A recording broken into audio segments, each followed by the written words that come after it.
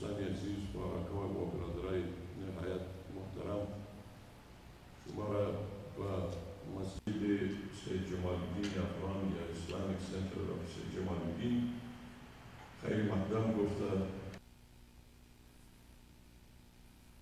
پیام افغان و دعوت از جانب مسجد سید جمال الدین افغان که اناونس شد بنابر لیسانیا و حدیثی در افغانستان به حقوق پیوست و جهان تکان داد که این حادثه در داخل افغانستان و در درون خطه افغانستان رخ داده و از اونجا اکنافی از جهان احتوا داشت. خواستیم هم مسجد سید جمال الدین افغان و هم تلویزیون پیام افغان و هم شما را با هم نزدیک داشته باشیم تا در رابطه با چگونگی این حادثه فوق‌العاده دلخراش و پرمعنا بگیم صحبت در رابطه با شهادت یکی از دخترکای افغان که اون میشد مادر شود، اون میشد معلم شود، اون میشد عمه باشه، خاله باشه و بالاخره یک انسانی که در خطه افغانستان ناحق تومی جهالتی یک چند نفر جاهل میشه، یه هم برای افغانستان لکی بدنامی و هم یک لکی بدنامی به دامان اسلام زده میشه. خواستیم در این رابطه صحبت‌های در پیرامون داشته باشیم و بعضی دوستا و خواهرکا و برادرای ما هم علاقه دارند که صحبت بدارند. یک گردهمایی هم عزاداری هست و هم ختم قرآن عظیم‌الشان توسط دوستایی که تشریف آوردن او انشاءالله صورت گرفته و دعای و روح این دوشیزه مبارز که جان خود قربان داشت صحبت خواه کردیم و یک لیست دوستایی که برای من قبلا بیابانی کردن که صحبت دارن او را دارم و این محفل این گردهمایی را با آیات قرآن عظیم‌الشان با داشتن امام دائمی مسجد آقای عمر محمود که 5 وقت اونا امامت این مسجد با دوش دارن و صادقانه و بدون کدام پرداخت و مالیات به اونا بسیار عاشقانه به این مسجد علاقه دارن و خواستیم اونا با آیات چند از قرآن عظیم‌الشان محفل آغاز بدارن و از انشاءالله صحبت داریم و صحبت آغاز شد.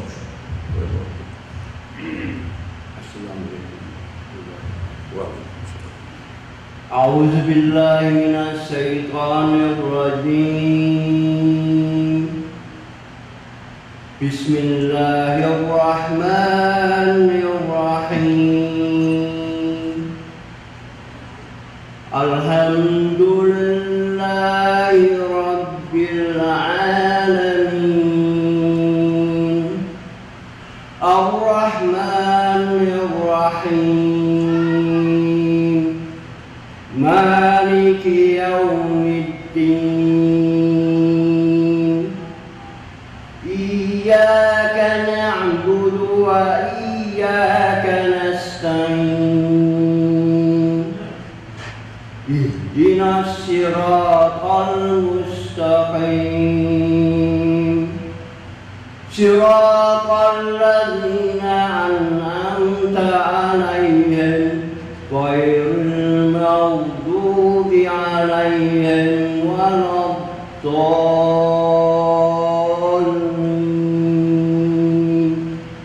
آمين. بسم الله الرحمن الرحيم. قل هو الله أحد الله الصمد لم يلد ولم يولد ولم يكن له كفوا أحد. بسم الله الرحمن الرحيم قل أعوذ برب الفلق من شر ما خلق ومن شر غاسق إذا وقب ومن شر النفاثات في العقد ومن شر حاسد إذا حسد بسم الله الرحمن الرحيم قل أعوذ برب الناس ملك الناس إله الناس من شر الوسواس الخناس الذي يوسوس في صدور الناس من الجنة والناس بسم الله الرحمن الرحيم ألف لام ميم ذلك الكتاب لا ريب فيه هدى للمتقين الذين يؤمنون بالغيب ويقيمون الصلاة ومما رزقناهم ينفقون والذين يؤمنون بما أنزل إليك وما أنزل من قبل وبالآخرة هم يوقنون أولئك على هدى من ربهم وأولئك هم المفلحون صدق الله العظيم بسم الله الرحمن الرحيم الحمد لله رب العالمين والصلاة والسلام على المرسلين سيدنا ومولانا محمد وصحبه أجمعين اللهم إني أسألك رضاك والجنة ونعوذ بك من سخطك والنار اللهم إنك عفو تحب فاعف عنا وعوذنا وعند المسلمين والمسلمات والمؤمنين والمؤمنات برحمتك يا أرحم الراحمين ربنا ولا تحمل علينا إصرا كما حملته على الذين من قبلنا ربنا ولا تحملنا ما لا طاقة لنا به واعف عنا واغفر لنا وارحمنا أنت مولانا فانصرنا على القوم الكافرين ربنا ظلمنا أنفسنا وإن لم تغفر لنا وترحمنا لنكون من الخاسرين ربنا لا تزغ قلوبنا بعد إذ هديتنا وهب لنا من لدنك رحمة إنك أنت الوهاب ربنا لا تزغ قلوبنا بعد إذ هديتنا وهب لنا من لدنك رحمة إنك أنت الوهاب ربنا آتنا في الدنيا حسنة وفي الآخرة حسنة وقنا عذاب النار وصلى الله على سيدنا محمد وعلى صحبه أجمعين سبحان ربك رب العزة عما يصفون وسلام على المرسلين والحمد لله رب العالمين. Thank you, Brother Omar, for the recitation to the Quran. بعد ما دوستان عزیز چند کلمه مختصر بخواهم عرض بدارم و کوشش میکنم که در چند دقیقه معدود را ارتباط دارم. البته از این حادثه دلخراشی که یکونیم هفته از اون نمیگذره و تازه است، یعنی پنجشنبه هفته گذشتنی پنجشنبه هفته قبل از اون این صحنه در افغانستان رخ داده و به صورت جهانی شد و جهان تکان داد، جهان انسان تکان داد، جهان اسلام تکان داد، جهان افغان تکان داد و جهان رسمی بشریت به کلی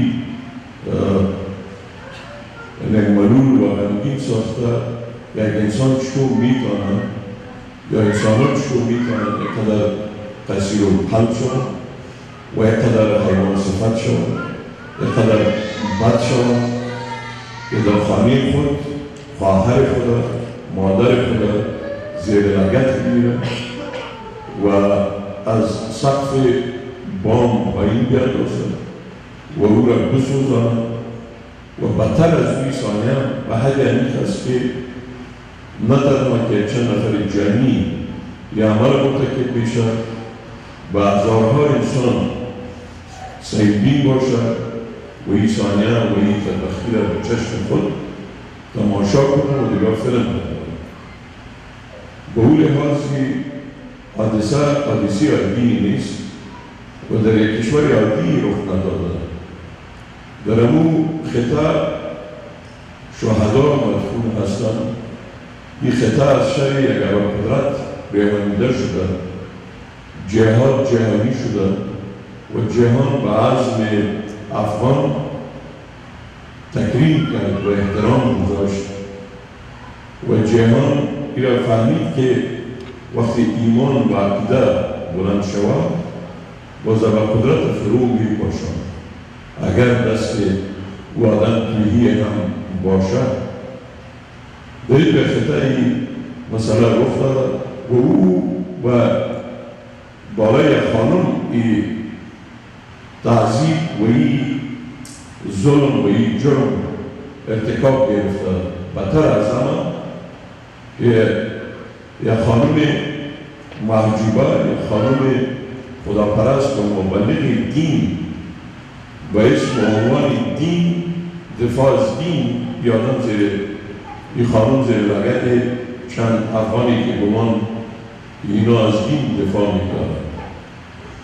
این خانم هم خبر شد که حافظ قرآن بودن، علاوه از اینکه مبلغ دین بودن و میخواستن خرافات از اجتماع برچینن و زیارت بازی و پرستش یک معبدی یک شخصی که سالهایی است که مرده و سلانش خاک شده او را باید ما سجده کنیم و از او استطاعت بخواهیم.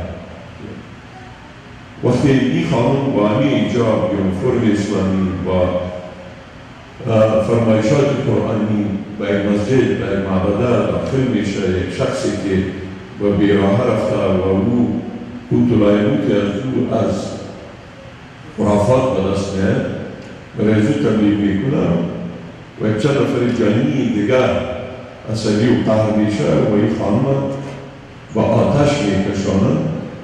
در حقیقت همین اشخاص یک کسی را که مغز و دلش قرآن است، حافظ قرآن است، او را در میده.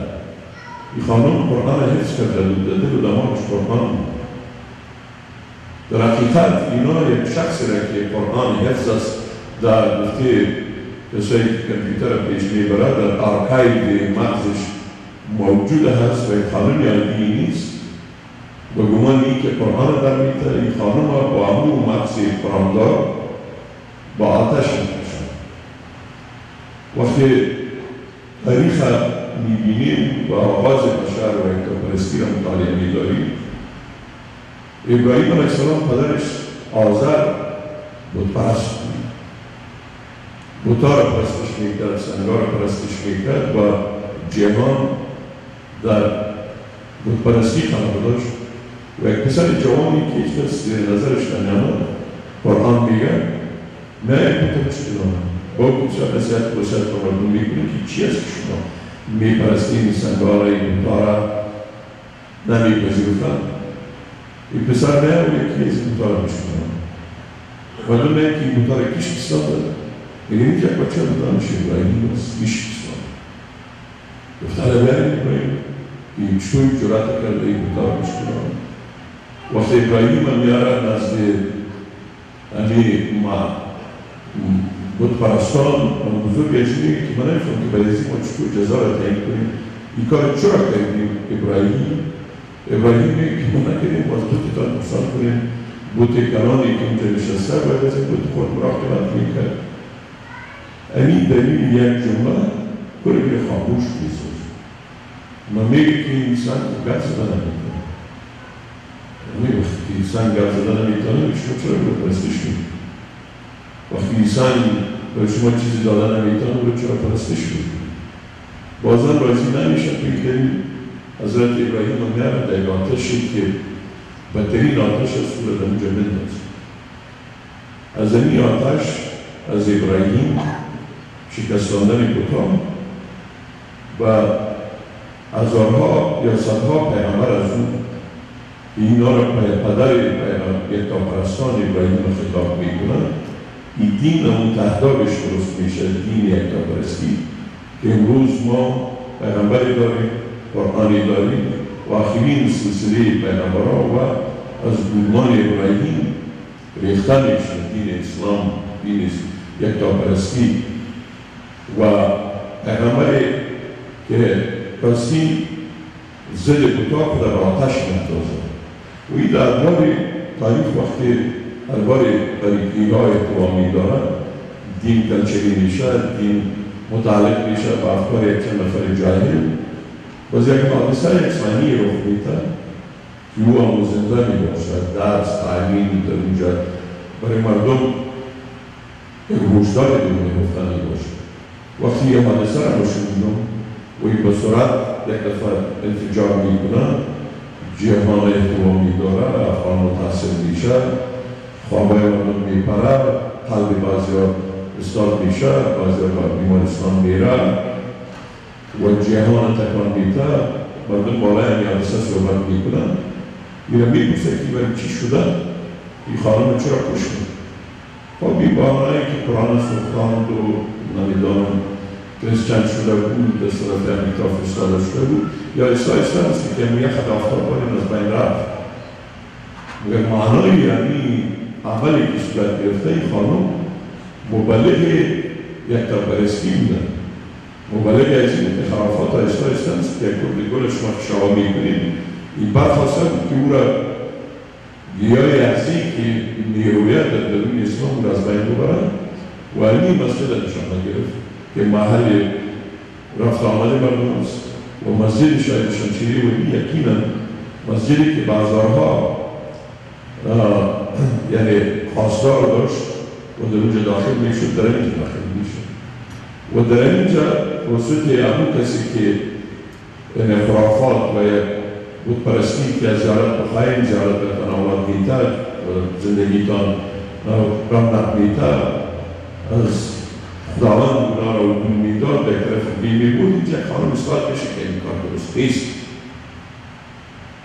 نیکی یا پدرهای پیغمبرهای ابراهیم این کار قرنها قبل کار کردن، هزارها سال قبل و در اینجا یک خدرک پیدا میشه قد علم میکنه و در اینجا توسط مردمی به قتل میرسد و این خداوند میتونست که قلبش بگیره یا زیر موتر کنه یا دریا بفته گم شوه کنه، همونطور که به هزارها زن و مرد ما در این طولی سالها 2.5 میلیون انسان قربانی دادن.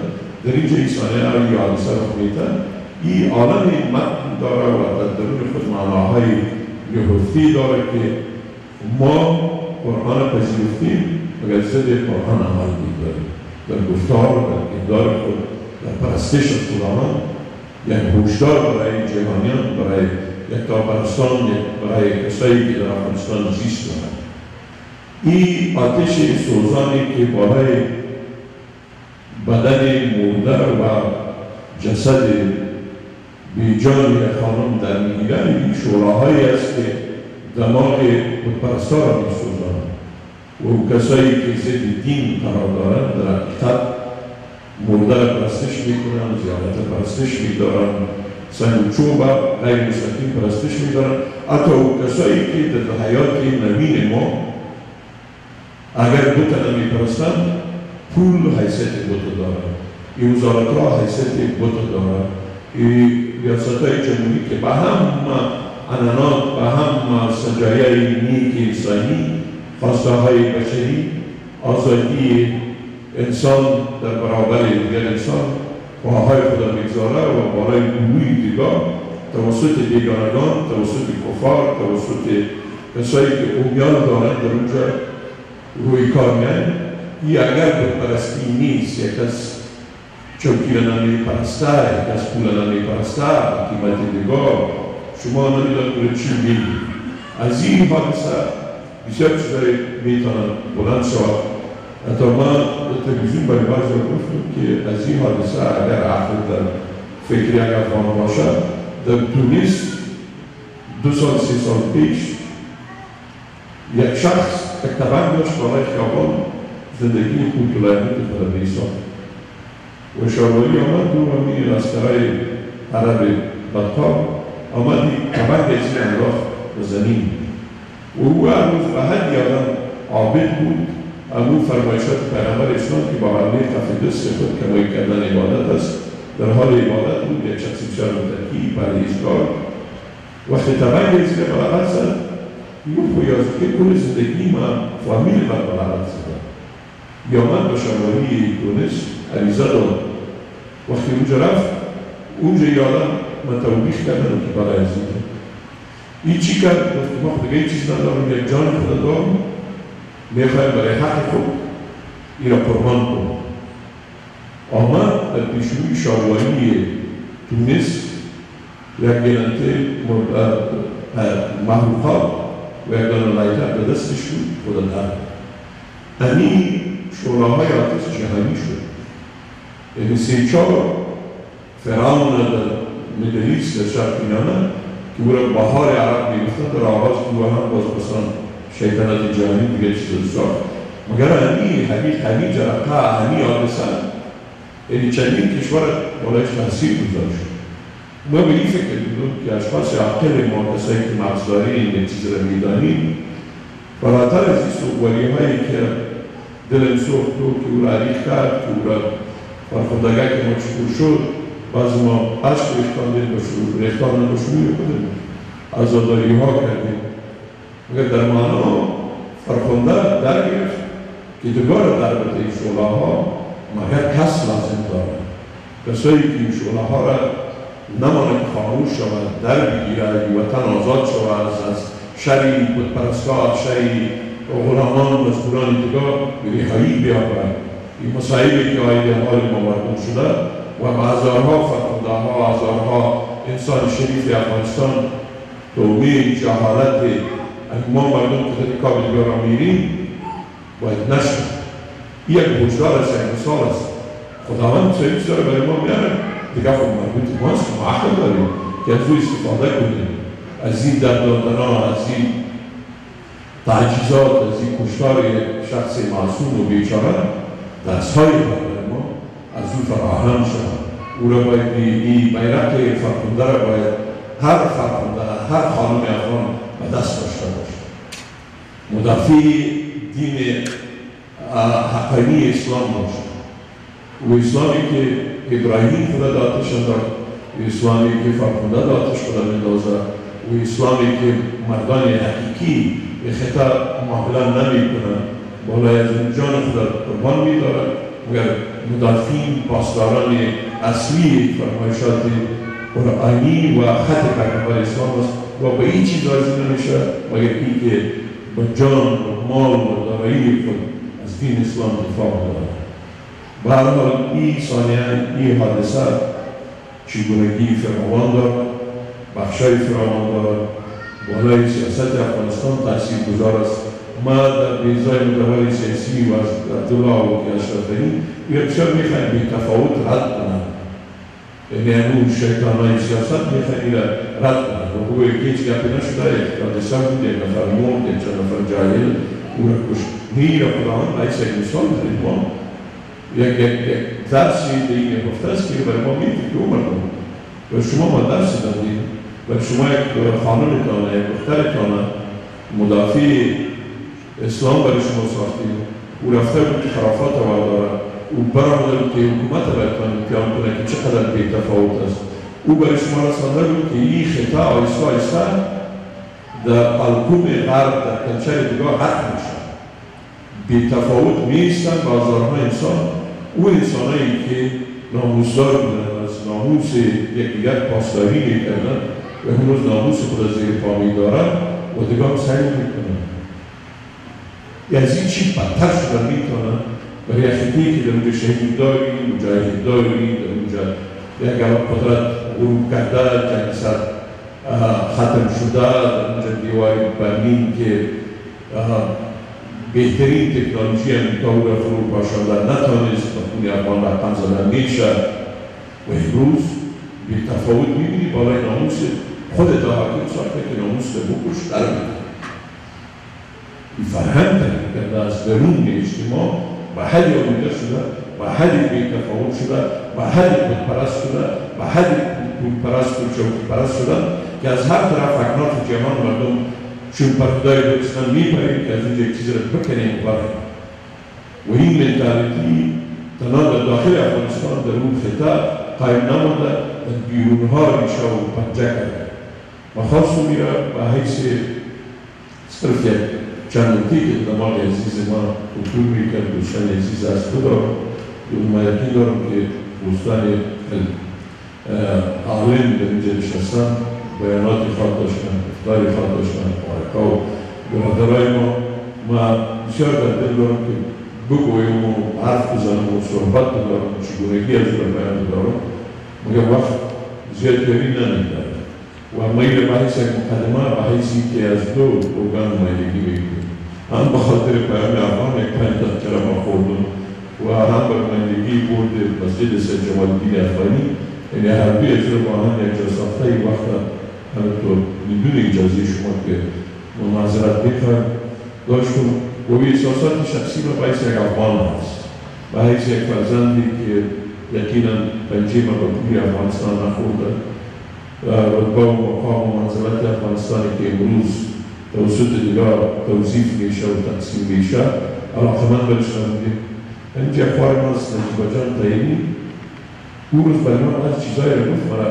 هوشیار ساخت مغز مرا واز ساخت دیدم که در این اجتماع چقدر انسانهای فهمیده و دانشمند قرار دارن که اگر بچه دلت برشان واز کنیم بسیار چیزها را چراغ‌ها را به دستتان میدن بنا اجتماع ما پر از مغز است، پر از تفکر است، پر از دانش است، پر از فهم است کار تجربه هستیم مهاجر داریم، مجاهد داریم، شهید داریم او را باید دوباره تازه بسازیم او را باید پف کنیم او را دوباره بیاریم و سطح جرأت کنیم باید حقگوی باشیم وقتی بالای استیج هستیم بالای تلویزیون رادیو میکروفون و نوشتار و اینا سازش نکنیم چند سال زنده هستیم؟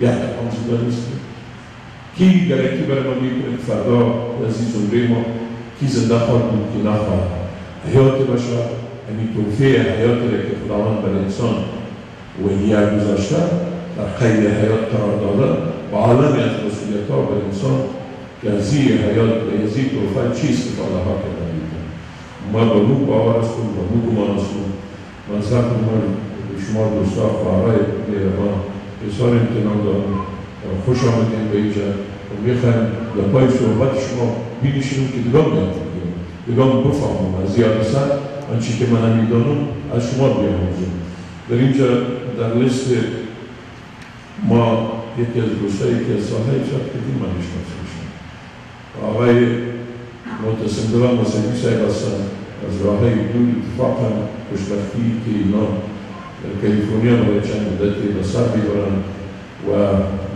گرداننده و مؤسس اسرار معرفت یک پروگرام بسیار جالبی در تلویزیون پیام افغان دارن و نایفان نزدیکای 190 برنامه تالی پخش کردن و هم از مواد پر و از تعلیم پر از برای ما مردم بدون کدام تعصب و حزب نسبتی پسر مرحوم آقای فیضانی صاحب هستن فیضانی صاحب کل عمر خود در زندان گذاشتن تعجیز میشدن در زندان فرستادن میشدن برای اینکه چرا حق کنیم چرا بتپرستی در روانه میدانن چرا ضد شاهی ایستادن چرا ضد همون حکومت ظالم و بدعت چرا میایستن این حادثه که من از ابراهیم علیه السلام براتون گفتم از این دخترک پدر از اینا کل عمر خود با شرافت در زندان در قید و در همون پنجره‌های زندان چند افتخار گذاشتن که ما بالای همون آدم میبالم و بهترین سرمایه رو به حوال خود گذاشتن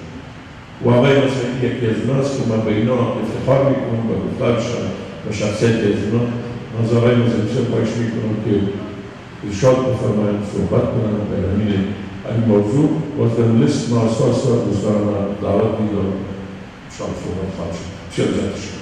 حضور همه هموطنان گرامی، خواهران در کویه و مهاجرین دور از وطن، السلام علیکم و رحمت الله و برکاته. نخست اجازه بدید که از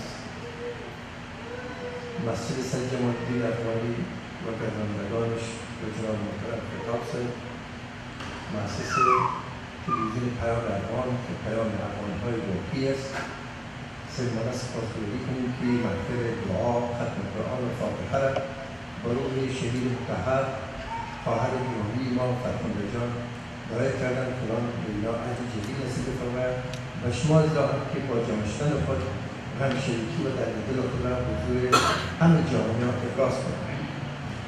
جناب مولوی ختمانه را خواندن چون در یک محفل شهید هستیم، آیات راجع به شهادت اطلاقات میکنیم. بعد در روشنایی آیات قرآن عظیم که آیا همچون مجالس لازم است تدبیر شده و نه، یک چند سخنی به خاطر که وقتی نماز هست هم خبر نشه حضور هموطن عزیز ارائه کنم. اعوذ بالله من الشیطان الرجیم. بسم الله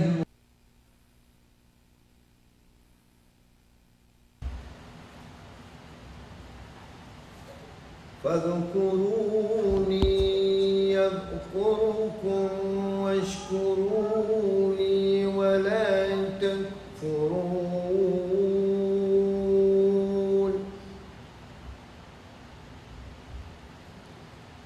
يا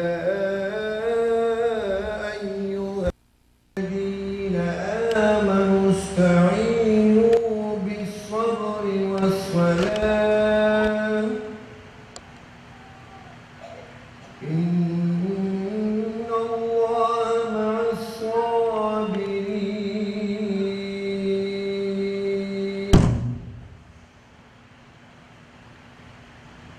ولا تقولوا لمن يقتل في سبيل الله أموات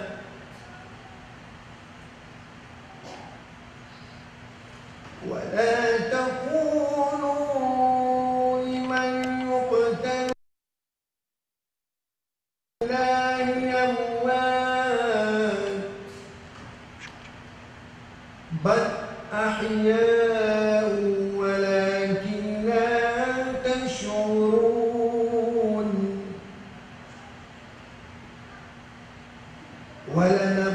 ولنبلونكم بشيء من الخوف والجوع ونقص من الأموال والأنفس والثمرات وبشر الصابرين الذين إذا أصابتهم مصيبة قالوا إنا لله وإنا إليه راجعون. أولئك عليهم صلوات من ربهم ورحمة وأولئك المهتدون.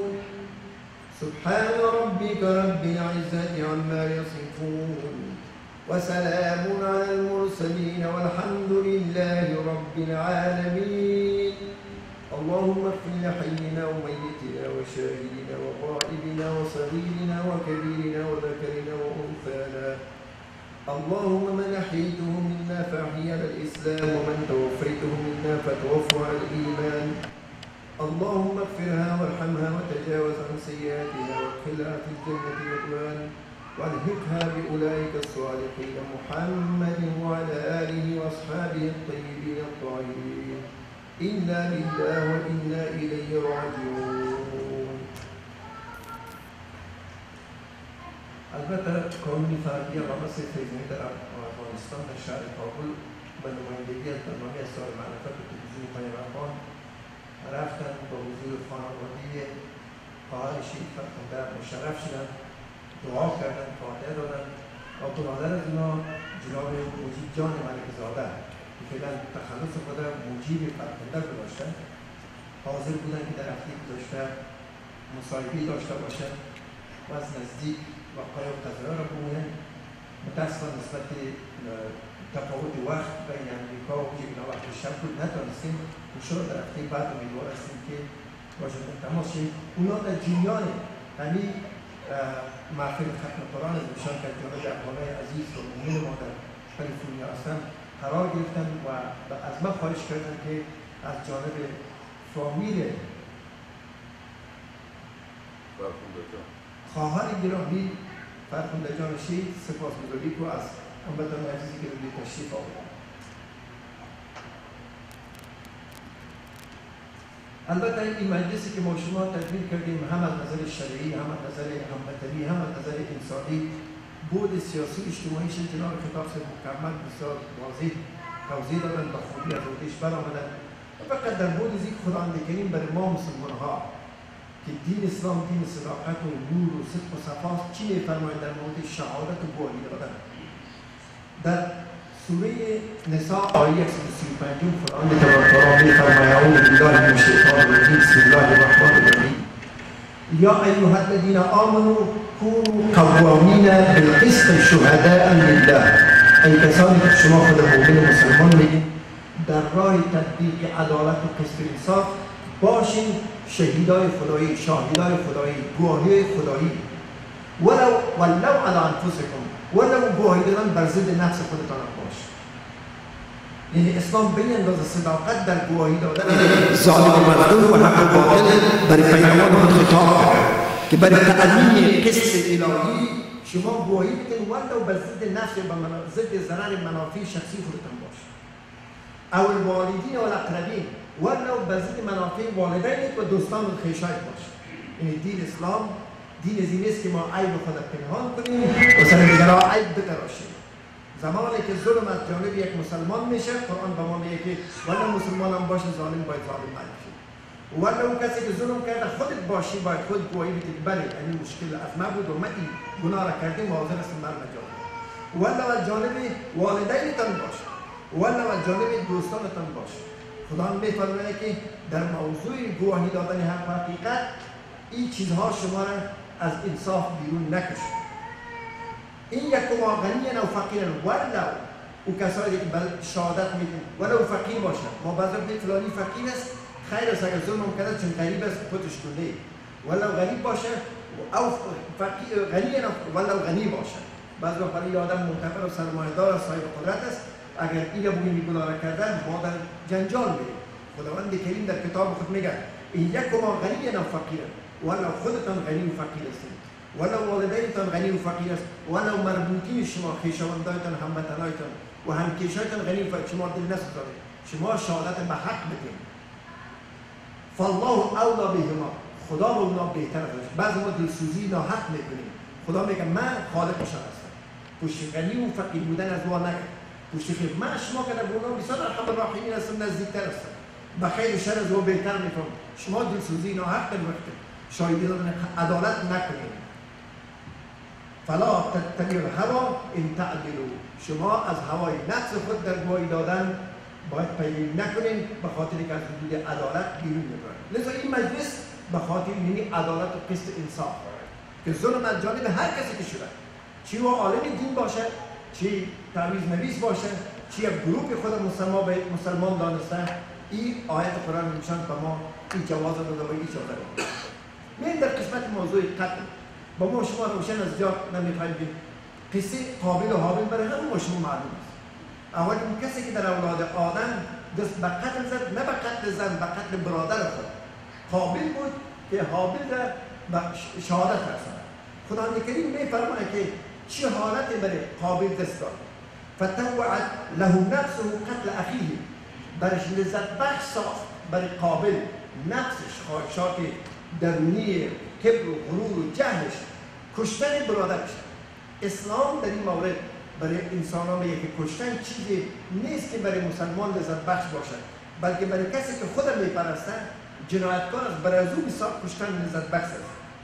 فقتله فاصبح من الخاسرین، کشت حابیل و فرداش از جمله زیادمندان و سرمندان و نادمین شد. بعد خدا کریم میگه به اساس ازی که اینطوری واقع دیگه صورت نگیره، بعضی هم میگن که جرم و جنایت به خاطر پوشیده شود پوشش دین برش بگه. ما از قرآن سنت میکشیم، خدا میفرمه من اجل ذالک، از خاطر ازی واقع قابل حابیل در آیت 36 مراجعه بکنید، در اونجا میفرمه به خاطر ازی که من اجل ذالک کتبنا علی بنی اسرائیل، ما از خاطر ازی که داستان قابل حابیل دوباره تکرار نشه فرض کردیم بر اولاد یعقوب علیه السلام انه من قتل نفسا بغیر نفس، هر کسی بکشه یک انسان بدون از اینکه کسی را کشته باشه، او فساد فی الارض، یا کدام گناه جرمی در زمین کرده باشه، راهگیری، دزدی، قتل، یک سرقت، این مسائل. فکأنما قتل الناس جمیعا، میگه او تنها یک انسان بیگناه را نکشته بلکه کل بشریت را کشته. اینجاست که فرخنده خواهر شهید ما که به شهادت میرسد چون جرم نکرده و اتهام در هیچ قانون و محکمه شرعی و زمینی و مدنی هیچ اتهام معنی جرم نمیده. متاسفانه برای ما افغانان اگر ما متهم شدیم، متهم دفعتن اکثر ما فکر مجرم، در حالی که در هر نوع اتهام بر کسی میشه بسته، ولی تا وقتی که به اساس دلایل عقلانی و شرعی ثابت نشده کسی اجازه نداره که مجرم بداره. اگر ما بگیم یک کسی اتهام کرد پس اتهام معنایش درست است، پیامبر بزرگ اسلام مجنون متهم شده، پیامبر بزرگ اسلام کذاب نعوذ بالله متهم شده، پیامبر بزرگ اسلام شاعر، پس ما بگیم چنین اتهامات صورت گرفته باید درست است. پس این از نظر شرع اسلامی اتهام معنای جرم نمیده. ما به چیزی متهم میشیم، خودت متهم میشی، ولی ما در فهم و متاسفانه اگر اولادکای ما میامد که من در مکتب فلانی میگه تو مثلا دوزی کردی، ما به وجه یک سر از کسی چرا اتهام کرد قارشیم سر اولاد خود تو حتما یک چیزی کردی که تو میگه. ما اتهام به معنای جرم گرفتیم، در حالی که اتهام از نظر قانون علمی و شرعی معنای جرم نمیکنه. پس وقتی که متهم میشه به این که این قرآن شریف سخننده این معنای جرم نمیکنه، این اصلا از نظر قانون مدنی و شرعی مراحل داره. پس وقتی که اتهامش ثابت نشده در محکمه ثلاثه و قاضی ندیده نه از نظر قانون، پس در این حساب این متهم است، این مبرا. وقتی که کشته میشه میبینید اثرش. قرآن کریم میفرماید کسی که یک انسان را میکشه بدون اینکه فکأنما قتل الناس جمیعا. امروز کل ما در دیده است، نه تنها خواهرای افغانی ما، نه تنها مسلمان ها، بلکه کل بشریت به خاطر که بدون از اینکه تثبیت اتهام شود، بدون اینکه طی مراحل قوانین شرعی مدنی صورت بگیره، آنن اتهام میشه و آنن فیصله صادر میشه و آنن خلاص کار ختم میشه. این در هیچ جای اسلام و ادیان آسمانی و قوانین مدنی جواز نداره. و من احیاها فکأنما احیا الناس جمیعا. خداوند در دیگر بودش میگه که اگر شما همچون مظلومی را نجات بدید، همچون مظلومی که متهم شده اتهامش به تثبیت نرسیده ولی شما را نجات بدید، در حقیقت شما کل بشریت را نجات بدید. این دین مبین اسلام، اون کسایی که پوشش میکنن برای جنایت خود دین را، این دین مقدس اسلام برای ما یه آیت قرآن میده. وقتی ما شما دوباره این مجالس فاتحه و ختم قرآن و عدم تکرار همچین مظلومیت دوباره برای افراد و در حقیقت ما دوباره بشریت را زنده میکنیم، حقوق زنده ماندن انسانی را زنده میکنیم، حقوق بشری را زنده میکنیم که قرآن جواز داره. ولقد جاءتهم رسولنا بالبینات. پس بعضیا در این مسائل ما دیدیم در یوتیوب و اینا پیامبر نازنین اسلام متهم می‌سازند. خدا میفهمه که پیامبران نه تنها رسول الله آمده با دلایل روشن در مورد قضا و در مورد اتهام همه چیز. ثم ان كثير من بعد ذلك في الارض مسرفون. اونا که پیروی نکردن، بسیاری از پیروای دین آسمانی اسراف کردن و از حدود گذشتن. به هر من یک نتیجه گیری میکنیم که بعضا میگه چرا خداوند کریم در وقت دفاع نکرد، چرا خداوند کریم ماند امیتی که حادثه صورت بگیرد. خداوند در سوره فاتحه آیه 45 میفرماید ولم یؤاخذ الله الناس بما کسبوا. اگر خداوند مسلمان دفعتاً میگرفت هر کس بر گناه، میگه اگر خداوند بگیره بشریت بر گناهی که میکنن ما ترک علی ظهرها من دابه، در پشت زمین شما یک موجود زنده نمیبینید. چرا که اون یک نوع جرم میکنه، یک آدم دیگه یک نوع جرم دیگه در ملاحظه میکنه. خداوند صبر و حلمش از بشر مکمل متفاوت است. ولکن یؤخرهم الی اجل مسمى. خدا میگه من ظالمی که وقتی یک ظلم میکنه، وقتی برش مهلت میدم، اینا بفهمه که تا یک وقتی معین است. وقتی فوت کرد دوباره زنده شد، این جهان مزرعه و کشت است. عدل کشت میکنی یا ظلم، صدق میکنی یا کسب، ولی جهان حاصل برداری و جهان قضاوت یوم الدین است که در اینجا میگه من محاسبه میکنم.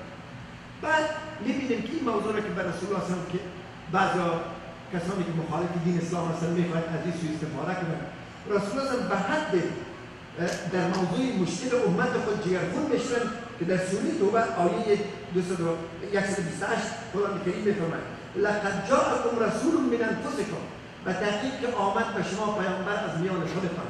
این نوع بشر از آسمان فرشته آمده، در بین عرب از خودشان یک انسان پرهیزگار عالی دارای سیرت عالی منتخب شد.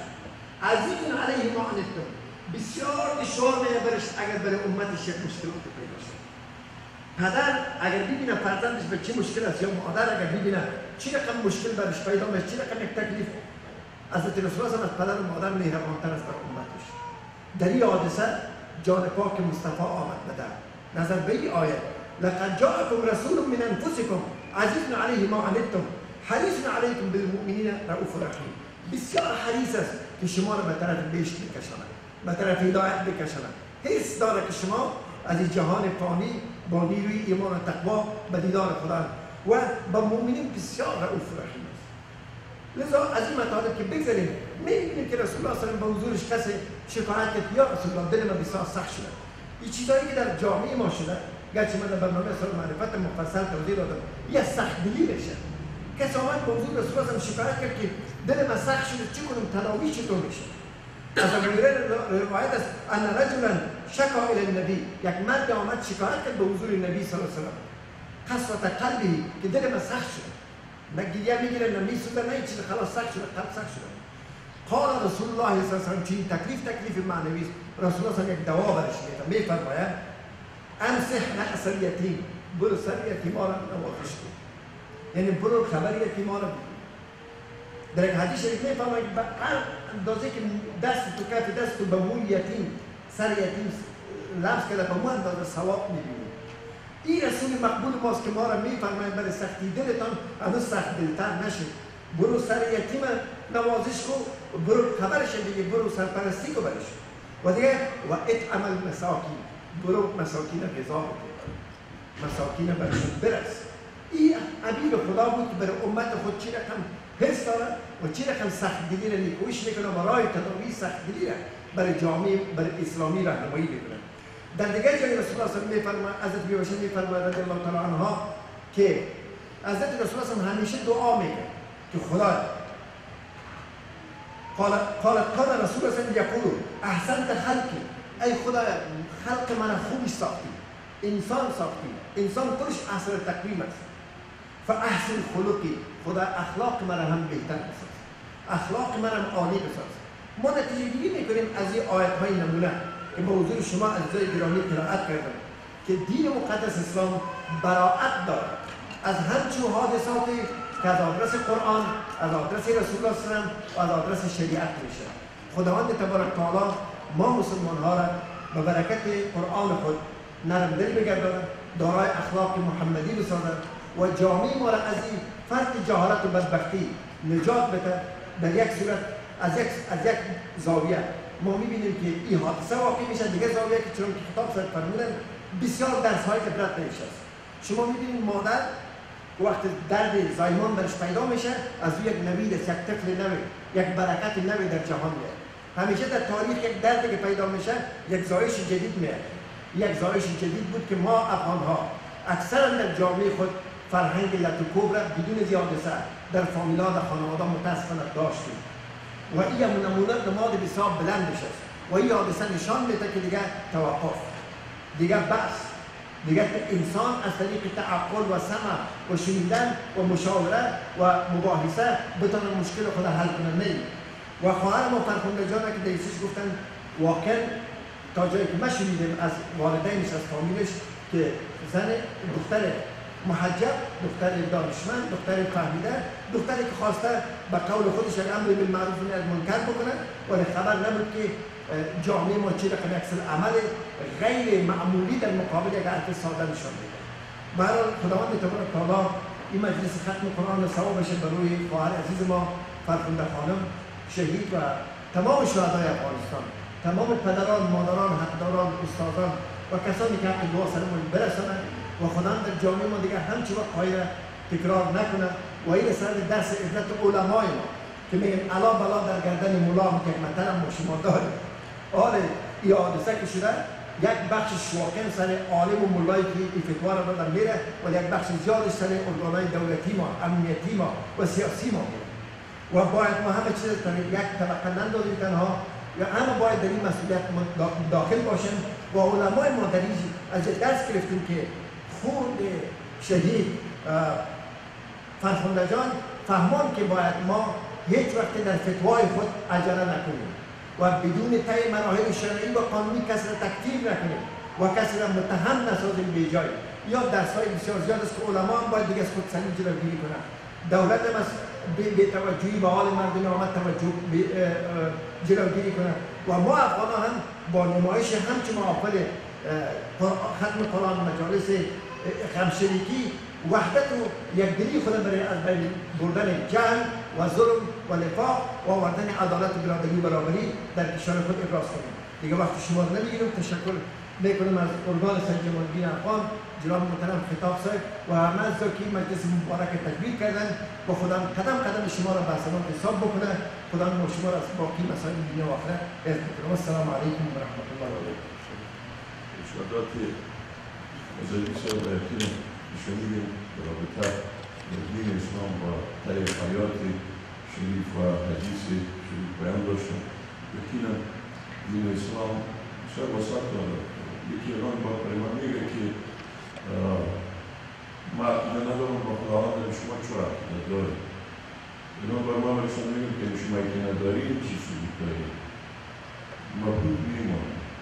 خود قرآن میگه که دین یا شناخت خداوند اگر کل دنیا ابهار شود و وجود آفتاب چند شود و مضاف بسازیم و کل دنیا را باش قلم بگیره و تحریر بداریم شما باید نمیتونید که تعریف خداوند بداریم. مانه چیکن خداوند خلق کرده و شما نمیتونید که او را در مغز کوچک شما جا بگیره و بیان بداریم.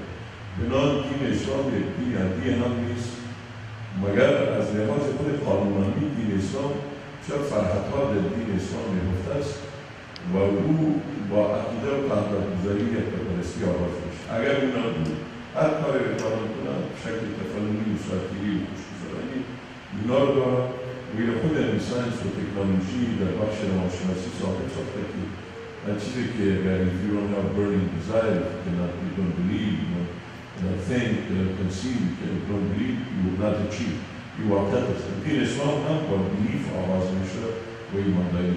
برحال دوستان عزیز ما فرقایی داریم خصوصا نتیجه تاییدی اونا البته هم ثواب به اونا بیشتر راجع از آغاز یعنی اجتماع را و ختم کردن عزیزشان به جمهور اونا به ما تلفون زدن اگر به چیز شما مفهومهای کوچک کاری نیک است جمع میشید یا بود خواهد بود صحبت خواهد بود عزاداری هم داریم و غم خود شریک میسازیم اونا بیربانی کنیم.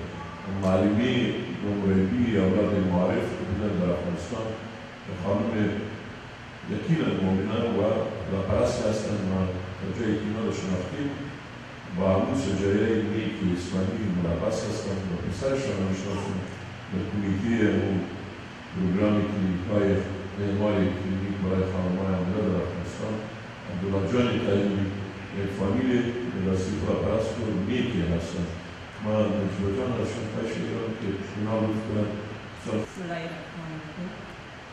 البته عرض سلام و احترام خدمت شما اهل مجلس دارم و همچنین آقای خطاب و آقای مذهبی که من بی اندازه در ازنای اکرام دارم و همیشه پروگرام‌های از اینا رو نمیشنم.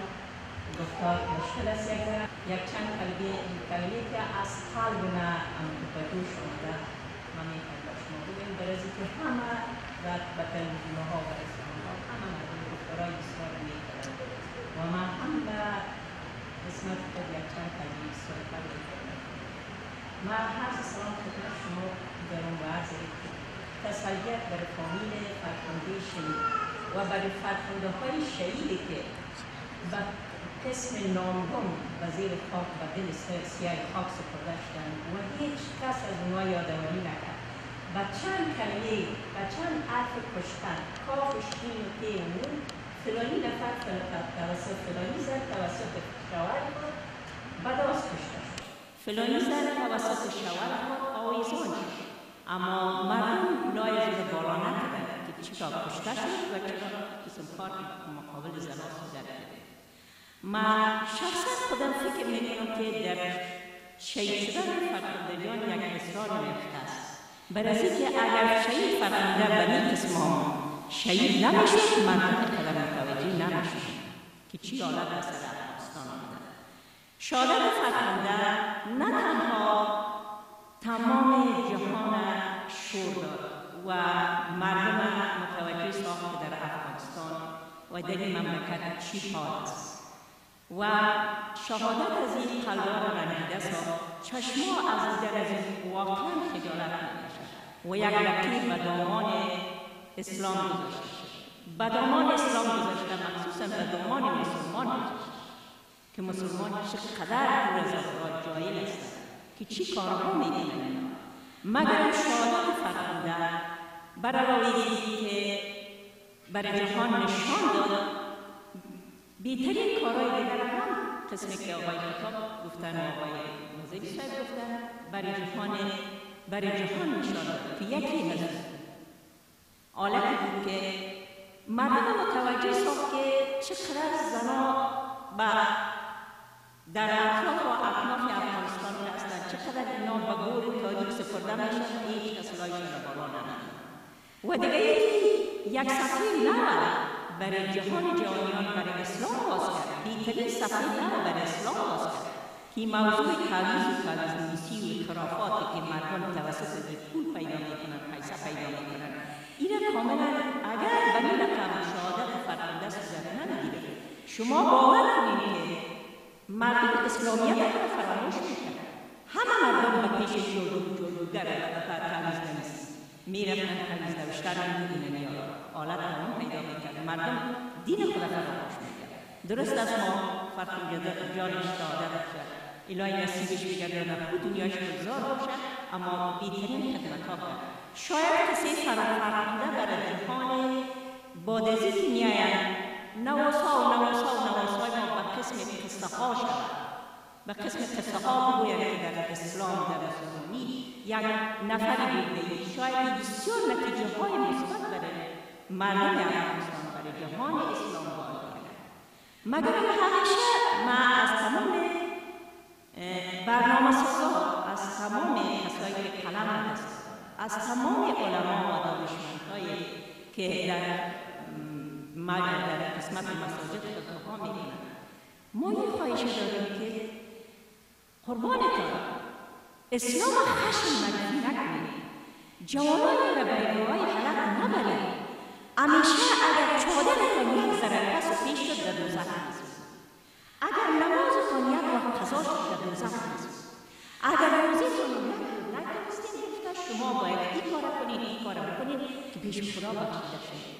او خدای لبخشی که تمام چیز بر ما گفته، اگر روزه میگیرید، اگر نماز میکنید، این چادر پس و پیش شدن، این خلچه‌های را از هر جای مردم آوردن که چادر را دفع کرده اونجا بکنده او تو این کار کرده، این موضوع نیست. هر کس قرآن را بخواند و بداند قرآن چی است.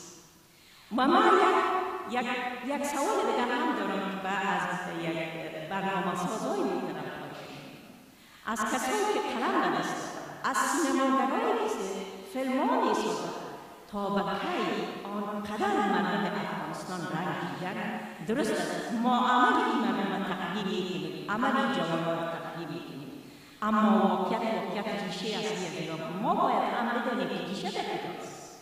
ریشه از اینا شما باور به خدا دارید که تمام مردم افغانستان مسموم شد، مردم افغانستان به یک تداوی ضرورت دارند. مردم افغانستان به یک چیز ضرورت دارند که اینا را از این حالت نجات بدهند.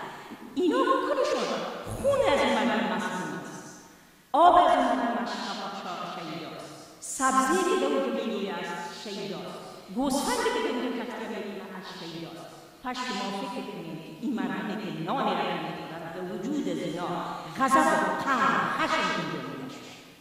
ما باید اینا را فکر کنیم. مدرسه است ما یعنی تقدیم می‌کنم این عمل این جوان را بسیار تقدیم می‌کنم، اما شما را به خدا فکر کنید. سیسیه در پیش از روی از اینا خواهرشان کشته شده، مادرشان کشته شده، اولادهایشان کشته شده، توته‌های خون، توته‌های گوشت سر تا سر افغانستان به هر طرف که ببینید توته‌های گوشت افتاده. شما فکر کنید آیا اینا قدرت از این دارن؟ اینا بالکل در جای قلبشان سنگ مانده.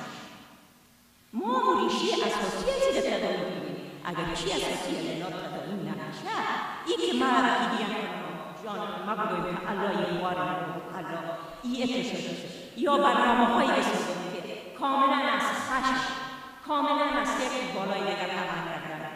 از این کارا کوشش کنیم خانه‌های افتار، خانه‌های بسازیم، بنیاد بسازیم، قلم را دست بگیریم و بفهمیم سینما باید از فیلم‌های کارتونی محبت آمیز بسازد تا جوانان، خردسال‌ها، تا مردم افغانستان از این حالت، از این مسئول شدن نجات بیابند. راستی ما به زنان قهرمان افغانستان، به زنان واقعی قهرمان است. مردی که مخصوصا زنان و مردان خوبی هم در اینجا فوق است. ما تمام مردان باید گفته نکنیم تمام مردان افغانستان خراب است. زنان بسیار قهرمان داریم، ما مردان بسیار قهرمان داریم. شاید مردان تمامش به اون شکل نباشند که ما میگفتم فلانی اعتراض یا اعتراض. در اونجا مردان بسیار خوب وجود دارند. اگر ما بد میدیم ای بد است، آخر کل ما بد میشیم، کل ما خراب میشیم. اما ما سعی کوشش کنیم تا بار نتیجه ندهیم. خدا کنه که بعد از امیر رسول‌ها، امیر تلویزیون‌ها، امیر علمای دینی ما، امیر مساجد، از شما دانشمندان، از شما آقای نظری، آقای خطاب و دیگر دوستداران ما این توقع داریم. شما رسانه‌ها، کسایی که گپ می‌زنید، شما کسایی که به تلویزیون می‌آیید، ما مردم که سال‌هاست از تلویزیون و از مکتب و از مکتب شخصا معلوم بودم از همه چیز دور افتادیم. ما کدام کاری را نمی‌کنیم. این خواهش من از شما دارم که شما مردم را روشن بسازید. شما جوانان را با عشق و محبت، شما اولاد آینده بشر دوستی را یاد بدید. باید از کتاب‌هایی که نوشته میشه در اون مملکت، کتاب‌هایی نوشته شود که در اون عشق و محبت و بشر دوستی و انسانیت رو می‌آورده شود. اگر ما در اونجا همیشه میگیم این بد است، اگر کاملا در این اساس ما 12 سال یا 15 سال نتیجه نگرفتیم، اگر ما از این نتیجه بگیریم خداوند میره باز.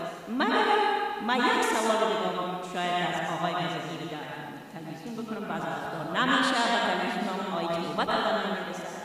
من یک سوال میگیرم و این موضوع سیاسی هم نمیسازیم، موضوع چی هم نمیسازیم، احساساتی و ایانی هم نمیسازیم. یک سوال میگیرم که کدام عیسوی مذهب خود سر مذهب کشته، کدام بودیزم خود سر مذهب کشته، کدام یهود خود سر مذهب کشته.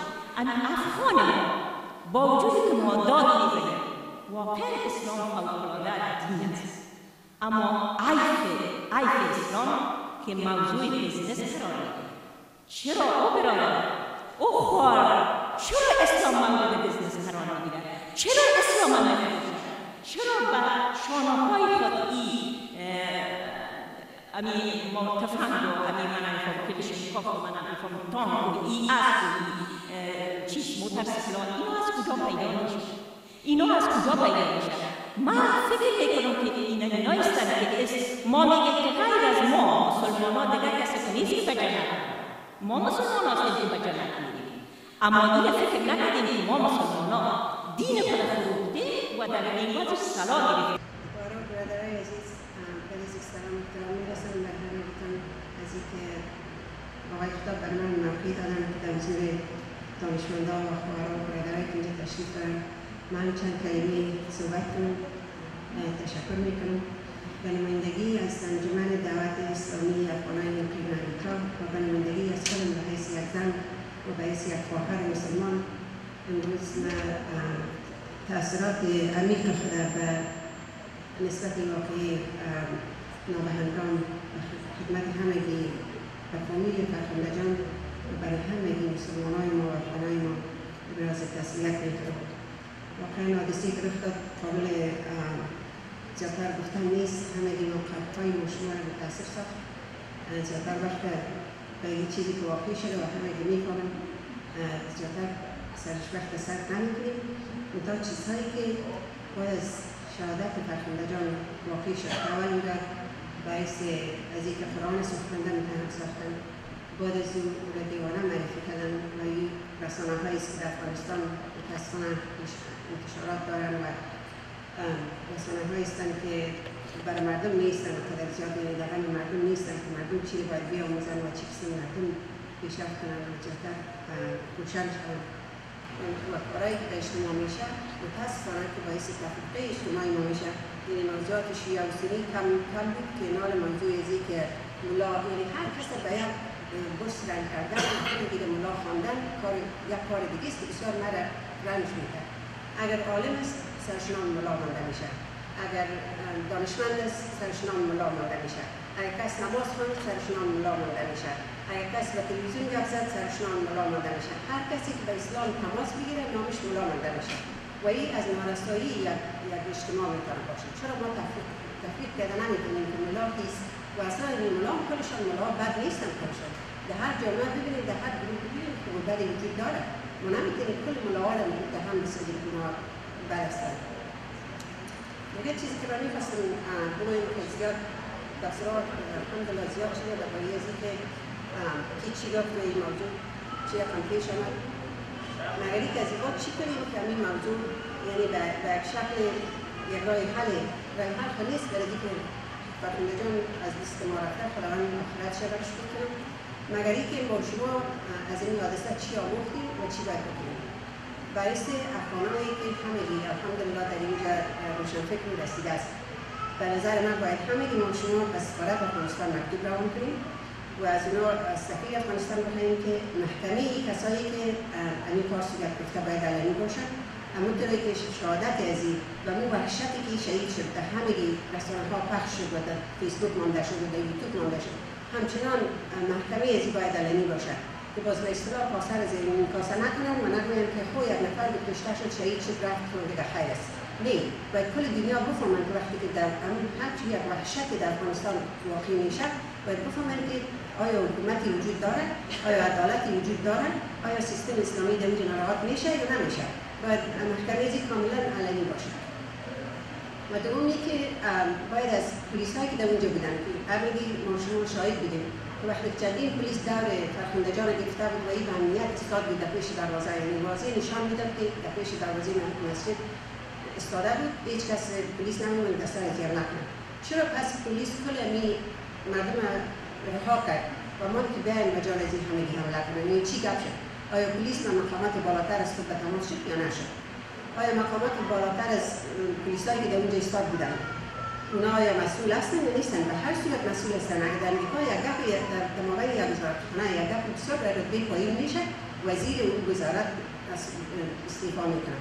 امروز وزیر داخلی افغانستان باید خجالت بکشه و باید از پست خود استعفا کنه. و این چیز دیگه است که شما باید مکتوب نوشته کنید به سفارت که اینا برسانن به افغانستان که افغانای مقیم امریکا میخواهد که وزیر داخلی کنه فایر کنید. و شما دو تا رئیسای جمهور آمدین اینجا قرار در وایت هاوس میدین نصفی میگیرین و از مملکتتان به چی انداز است و کی است این سرپرستی ملت میکنه. یعنی ما شما باید اگر از این حادثه بسیار علمناک شدید و از این حادثه بسیار متاثر شدیم. باید اعمال یعنی اکشن بگیریم، اکثر عمل نشان بدیم که یک فایده برای این بکنم، برای از این حالت یک چیز خب باید حصول شود، یک چیز باید بیاموزیم، یاد بگیریم. دیگه من زیاد وقت نمیگیرم. موضوع دیگه که واقعا ما بسیار میخوایم که اگر سر از این زیاد فرمان شود، بسیار در سرش جای بحث شود، همین موضوعات است که اسلام باید از تعویض نویسی و از جادوگری و از این خرافات دیگه باید پاک شود. اگر ما شما اسلام واقعا دوست داریم، باید منتظر از این نباشیم که یک کس دیگه بر ما بگوید که اسلام اونی چیز گفته. درست است که دانشمندای ما، علمای ما، کسایی که پیش قدم هستند، اینها یک وظیفه دارند که اسلام را به شکل کسب بر ما شما معرفی کنند. مگر وظیفه ما چیست؟ آیا میتونیم یک کتاب بخوانیم؟ آیا میتونیم چند حدیث را یاد بگیریم؟ آیا میتونیم یک عمل که خود ما خود روشن بسازیم تا چه میشه که یک نفر دیگه بر ما بگوید، باز یک کس دیگه میگه، باز میگه که این خود غلط میگه، یا این دانشمند فلانی نفر غلط میگه، باز یک کس دیگه میگه خوب میگه، این غلط میگه. یعنی ما بالکل باز مغشوش میشیم. خود ما وظیفه ما چیست؟ رئیس یک مسلمان ما هم وظیفه داریم که خود ما باید خود برسانیم برای خوب و بد خود. اسلام چی گفته و چی نگفته و چی رو باید تقلید کنیم و چی رو نکنیم، باید برای خود معلوم سازیم. تشکر از وقتی که دادیم. امید است که بر روح پاک فرخنده جان دعا میکنیم خداوند روحش نشاط داشته باشه و همچنان فرخنده های دیگری که برادرهای دیگری که 7-8 نفر از موبایل بس پایین شدن و همگیشان بدتر به یک گلوله رمور قتل شدن و فجایعی که در کرمان واقع شد، فجایعی که ما شما زیاد شاید درباره‌اش نشنویم در ذکر رسانه‌ها و اصلا خبر نمی‌کنند. تمام این فرخنده و فرخنده‌های دیگری که در بسیار اوضاع فجیع افغانستان به شهادت می‌رسند، خداوند همه بیشتر مغفرت کنه. انشاءالله دعا می‌کنیم خداوند از هر کدام از این حادثه‌ها بر ما شما درس‌هایی برساند که ما از یاد بگیریم، اسلام زیادتر بیاموزیم و قلب خود زیادتر جای بدیم و اگر بتونیم کوچکترین خدمتی دیگه را بکنیم نشه دیگه این رقم مقدار واقع نشه، خداوند ما شما را نستر این خدمت بگردانه و ما شما را وسیله بگردانه تا ما بتونیم اسلام واقعی را به مردم برسانیم و خود برسانیم برای اسلام واقعی. خداوند قبول کنه و از آمدن و توجه همه شما تشکر میکنیم.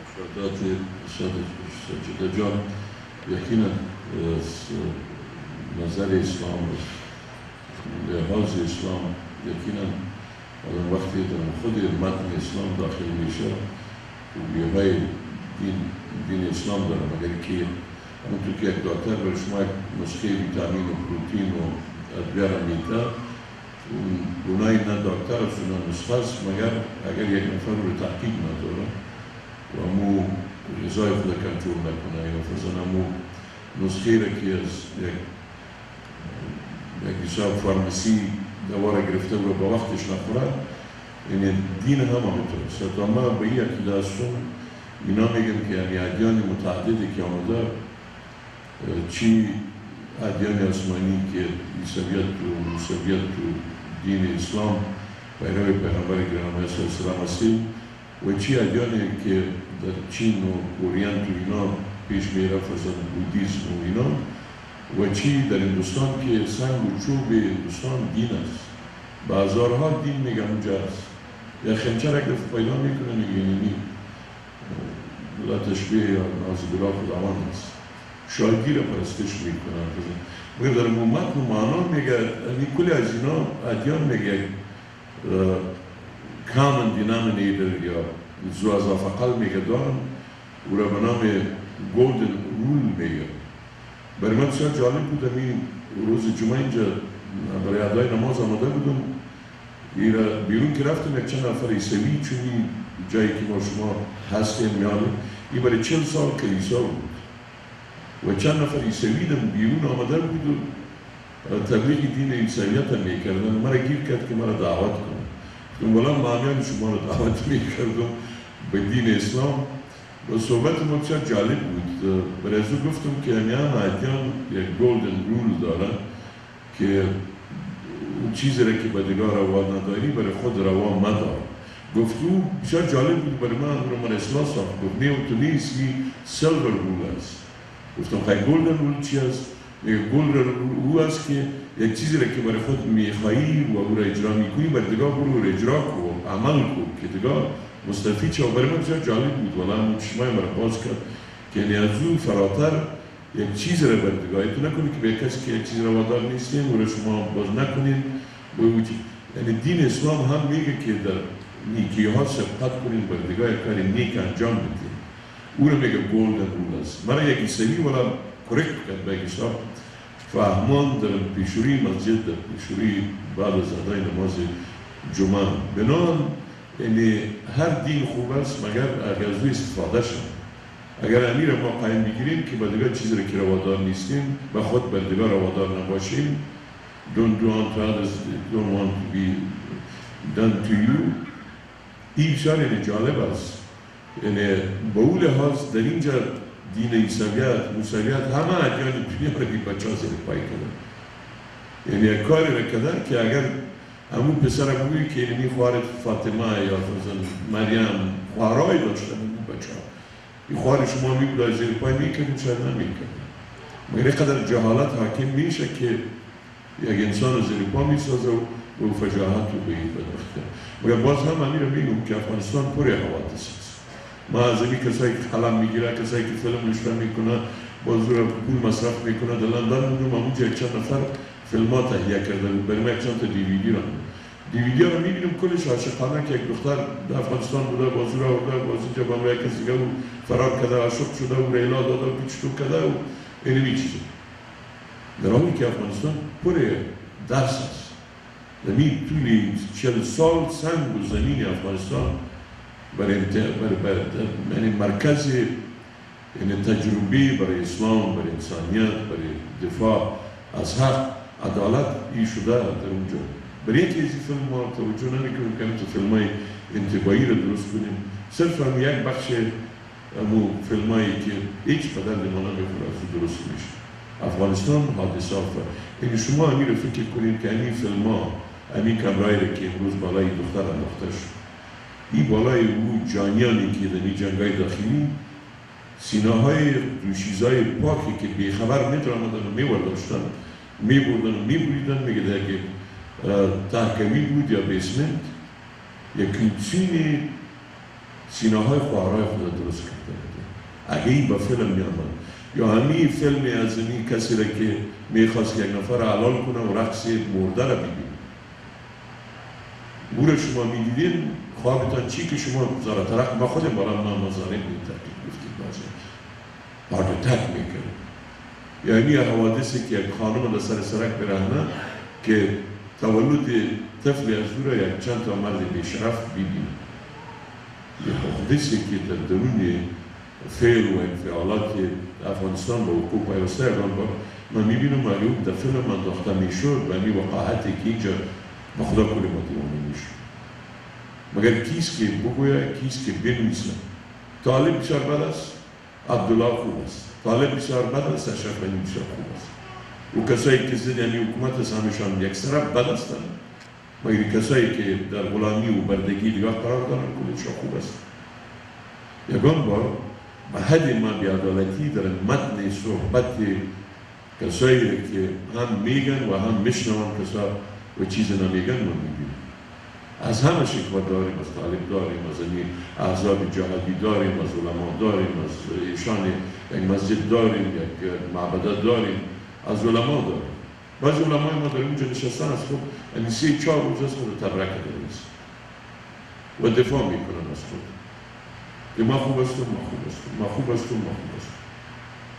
یعنی خوبی ما وقتی ظاهر میشه که حق و عدالت بیان بداریم.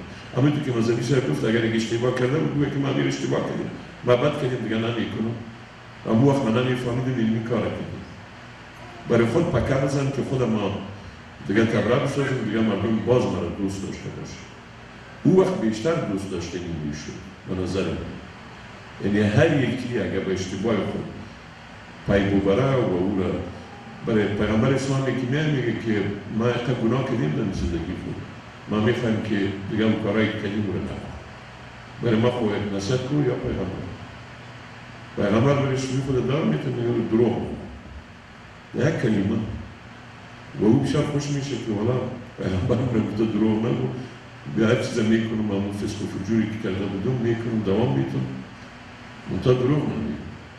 و رفت قرار خوشحالی کرده هر باری که من فجاعت و کارهای بدی که انجام میداد نزدیک میشد تا پیغمبر به کلیش میامد که اگر ما این کار انجام بتون ما خب با پیغمبر تعهد کردیم که ما دروغ نمیگیم، ما باید اونجا بریم دروغ نگویم.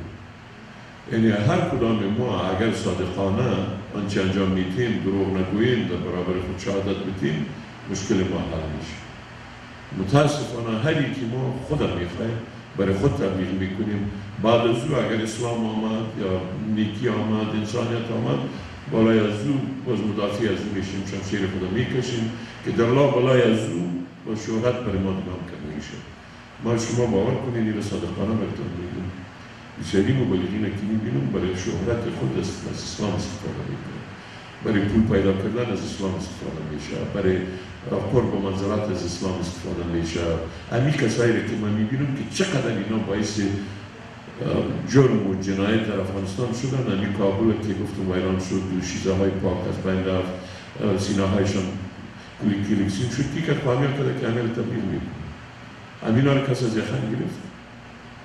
دین اسلام، جهاد، نمیدونم شهادت، کلی از وسیله و اهداف رسیدن امیر از اسلام، کسایی که از اسلام دور هستن اجرا میشه. به هر حال دوستان عزیز، اینجا دختره که ما باشتنا جان میگه ما میخوایم یک چند کلمه شاید با زبان انگلیسی صحبت کنه برای جوانان و برای کسایی که افغان ما که در اینجا بزرگ شده و تولد شده و صحبت میداره.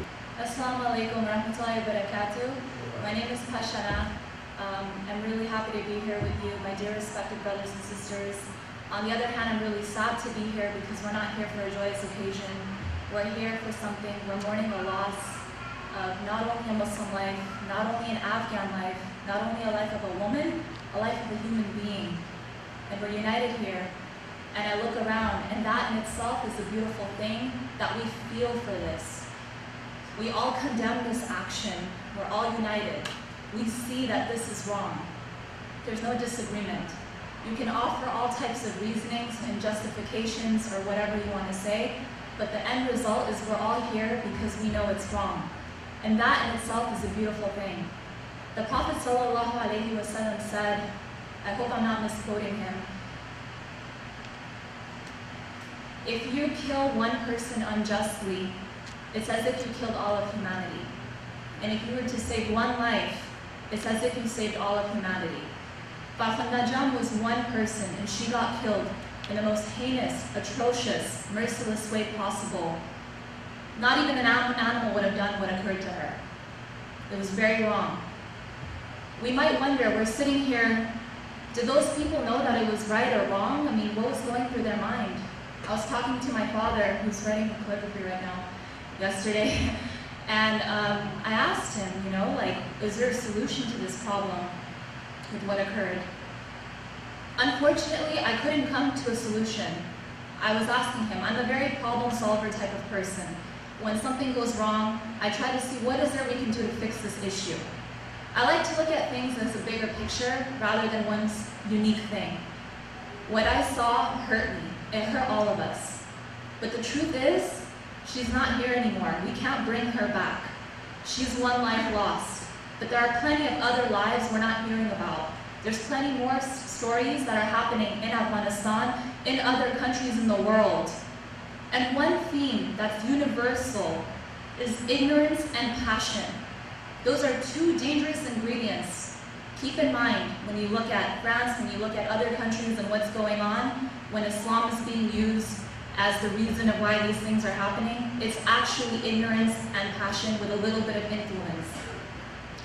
I like to look at it as how we can solve this, how we can come together. I was speaking to my father about this the other day. I don't give up hope in the Afghan people. I'm very blessed to work at Access California Services, where every day I see Afghan refugees who come new to the country. I was ashamed when what happened to Farkhanda Jan. I became afraid to call myself Afghan. And anyone who knows me, I have the biggest Afghan pride. I'm that 25-year-old girl that's always waving my Afghan flag saying AFG Pride for Life. But I was sad, I was embarrassed, I was heartbroken. But what I also realized was I was probably generalizing. Just like when we look at America and when something happens against Islam, we generalize right away and we say Islam is the religion of hatred, Islam is the religion of terrorism. We can't do that with Afghanistan. Let's not fall in the same category of ignorant people and say that all Afghans are barbaric, all of them are savages, all of them are bad. No, my father's an Afghan man, my mother is an Afghan. They all came, they're byproducts of that beautiful country that created people with qualities that make us so different from others. Afghans have qualities that make us stand out. Our hospitality, we help people, we have hearts of gold, we're selfless. And another beautiful thing that I learned is ghairat.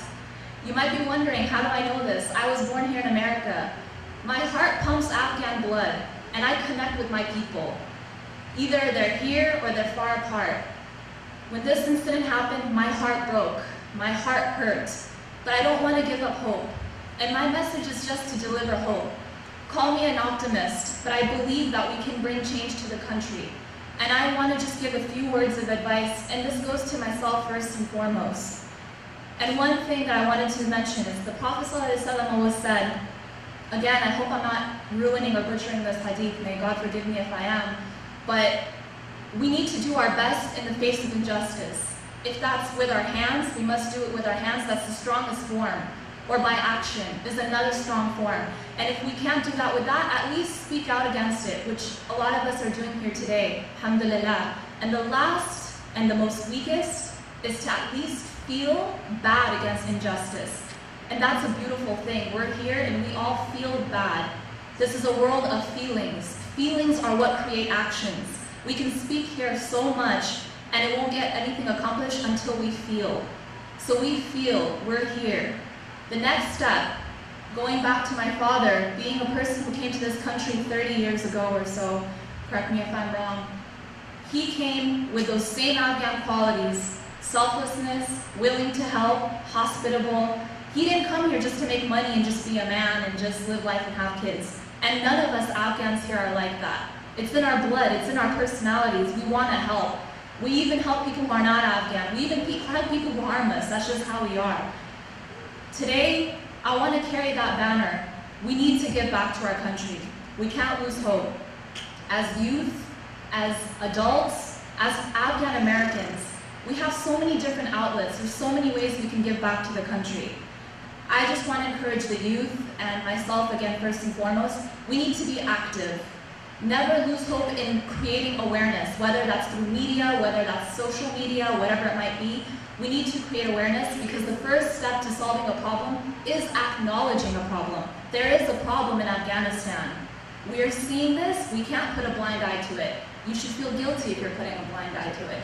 We need to be productive, and the biggest thing that I see as the problem myself is education. Me being somebody who had the privilege and honor to be able to get a degree here, I wish everyone in Afghanistan can get the same. Because every successful country that you look at in the world, the common denominator is when you have knowledge. Knowledge is scary, but Islam encourages knowledge. Because Islam is not a religion that we're afraid of the truth. Islam is haq. So when you have knowledge in Islam, it's beautiful, it's peaceful, it's tranquility, it's liberating, and a beautiful, peaceful society. Knowledge is liberating, it creates independent thinking people, and knowledge is power. So inshallah, if we can give back, whether that's through money, whether we can go back to that country physically and give back, whether it's just talking, any little change is a change, as long as we just make the movement. Even if we're walking, even walking is a movement towards the goal. That's what I wanted to encourage. Inshallah, with knowledge and education, the economic status of the country will flourish. You know, the ingredients are there. It's like a sponge, it's dry. You just need to give it water and it will blossom. It's gonna grow. I don't want to lose hope. Again, my heart goes out to the family, Farhana Jan, and all the people affected. She's just one story of the many. And I pray that Allah gives her the reward of a shaheed, and that this thing doesn't occur anymore, and that we can unitedly just bring a change and make a difference. Not to lose hope. We're Afghan. We should be proud not to give that up, ever. Thank you for your time. Thank you very much. I didn't know you that much. Today you introduced yourself over, and I learned actually from you. I was moved by your speech. You asked me to sit by you here to gave you mental support, and you didn't need that. So you are your own supporter. You're strong, you're young, and you have a lot of knowledge. And I'm proud of you. So what you can do for Afghanistan, you will be surprised because you have more energy. We are deteriorating, myself, especially being in my age. I could do, but I was struggling half of my life adjusting in this country.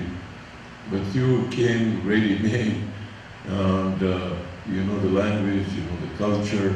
You can do more for the war-torn country, especially yourself, our young generation. They can do, they are representing Afghanistan, representing Islam, they are the ambassadors of the country of Islam, and you can portray Islam better because you have more knowledge. I tell my people that we come to obtain knowledge. The young generation, they are equipped with knowledge, and they have the ocean of knowledge accessible to them, especially the phenomenal era that we are in with the computer online education. You guys, especially the young ones, people that they know how to operate, how to get benefits from the new technologies, you have more accessibility. I remember we used to borrow a book from a friend, and for days he would fight with us why he didn't finish it. But today you have a lot of knowledge, and today you showed it, your intention, that goes a long, long way. You know, you have for Afghanistan the intention, and especially your analogies on different things, being Afghanistan being a sponge, dry, we have to water it, irrigate it. And that's the mind of our people in Afghanistan. It's drying. Our culture is drying. We are not those people that you explained and elaborated on Afghans. And I'm two generations Afghan. In Afghanistan, the life expectancy is 30, 35 years, and I'm twice that almost. So what you can say, you know, just I experienced the good days of Afghanistan. Now the bad days we are experiencing. The example is this girl. The people, they killed her and martyred her. Those are the people in Afghanistan. The people in our area, the village we live, they respect each other's sister, mother, you know, like they treat them as their own mother, their sisters, to be protective of them. But now you're killing their own sister, their mom, in the name of Allah, in the name of God. So this is not the same Afghanistan. We have to spread the awareness and make the people of Afghanistan to know we had people, our ancestors, those people that they lived peacefully and they were cooperative with each other. So let's go back to our roots. Our roots are there, but our branches are drying. Let's work on those. So I was moved by your speech, your knowledge, and I didn't know that well prepared you are. Your delivery was so good. I'm not saying you're my daughter, you're my blood, but I treat all the girls and boys in the community, I call them my own children. So that's what we are. That's where I really hurt to see these people, they killed their own sister. So that's where really deeply I was affected, you know, the whole Afghan community all over the world. In the YouTube, if you go, you see those ladies, they're sitting and they're spitting it out, the anger they have. That's real, actually. You see, everybody is mourning the death of this girl. But like Mr. Masabi brought it up from the religious perspective, actually we learn from these events that makes us to do things, you see, be active, be involved. It's somehow ringing a bell for those people that they're neutral, they're sitting aside, they're bysiders, they don't do nothing but watch and condemn this and that, gossip, backbite, whisper, that we have a lot of them, but the people that they're part of the game, that's lacking. Your speech was excellent, talk, and I really thank you very much. ما میرم سراغ برادر محترم ما که سالهای ندیدیم مثل جان فرهاد میشناسم اونا در ظاهرا با هر وقت زد یعنی روسا و اینا شعار دادیم و مظاهره‌ای کردیم و کارهای صورت گرفته این تاریخچه زندگی ما را تشکیل میده. آقای اسد بفرمایید. السلام علیکم خواهران و برادران. میفهمم که آخر روز است، کل شما خسته شدین. نطاق‌هایی که قبلا ارشادات شده برای شما شنواندن همه نقاط را زیاد شکل من میخواستم بگویم، اون نقاط برای شما شنواندن، اما من یک بسیار مجمل و خلاص یک چند کلمه میگم، نه از نگاه دینی، چرا من در علوم دین کنم دسترسی ندارم. من یک معلم علوم اداره هستم. اما فعلا در یک پوانتون امریکایی در پروگرام گریجویت سکولش من پابلیک پالیسی درس میدم و از روزی که واقع بیبی فرخنده شهید صورت گرفته من به این فکر بودیم که چرا شد. نتیجه که ما گرفتیم ایست که فرخنده قربانی دو عامل شده، یکیش جهالت کور تاریک که از خود علل زیاد داره، دومش یک دولت نابکار خائن که سر وطن و سر هموطنای ما هیچ نوع رحم نداره. اگر وزارت داخله افغانستان یک طرز العمل می داشت که برای پلیس ها، برای قماندانهای پلیس، بالاخره به فرد پلیس که در اونجا استاده و تماشا میکنه، بر از یک آمادگی میدادن، یک تربیه میدادن که در صورت اینی واقع باید اتر عمل کنی، در صورت چنین واقع چطور عمل کنی.